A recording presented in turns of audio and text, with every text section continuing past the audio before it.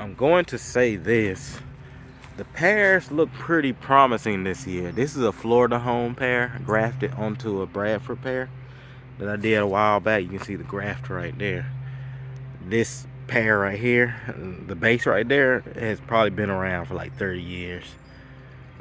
It's not as thick as possible because this used to be almost a forest area, so it just wasn't the biggest tree because it was surrounded by older trees, but this has been in here longer than I've been here, probably at least 10 years. But nonetheless, we have pears on this Flordahome tree. You see I'm covering up with the bags just for a little added protection. Don't really think pears really need that here. They're pretty hardy compared to peaches and stuff.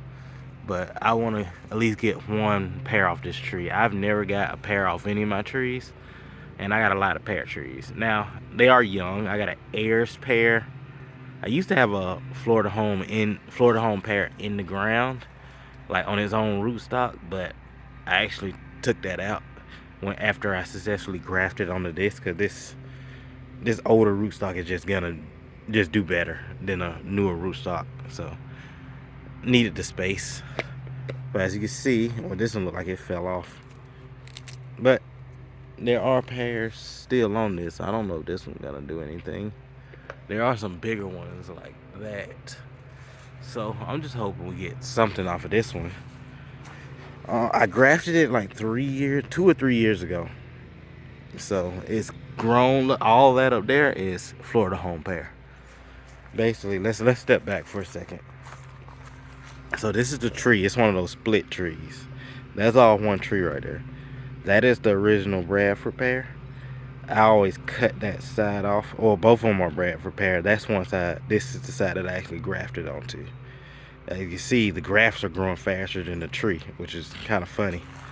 But yep, I usually would cut this part off or cut it down, and then like just keep cutting it down. But I'm gonna let it grow, because actually that will flower if I let that one grow and stop cutting it.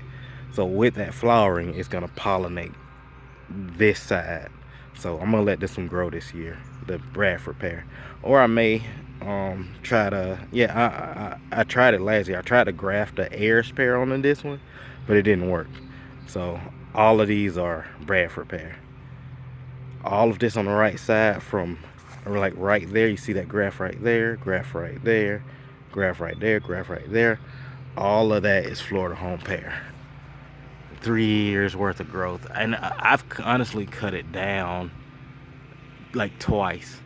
So this year I'm just gonna let it grow as big as it wants to, and we're gonna have a pretty large Flordahome tree. I mean, that tree is way up there. Just likes to grow vertical. You see I'm like trying to tie it down right there with something to try to force fruiting. I've noticed that has kind of worked for me when I do that, so I want to do it more. Let's see if there's any other pears. Here's my Ayers pear in the ground. Last year it held on to some pears for a long time. You see some pears on here, and then it just eventually just dropped it for a reason I don't know. We'll see if it does well this year. I think it was a late frost that got it last year. So this is my Ayers pear. This is a pear, but I forgot what it was. I just put it in the ground this year, so I'll think of it, but probably not in this video. But it is a new pear, so we're not expecting much out of it. And finally, my last pear is an Orient pear, this is its second year in the ground. There are some little pears on there. We'll see if it holds on. Beautiful little Orient pears.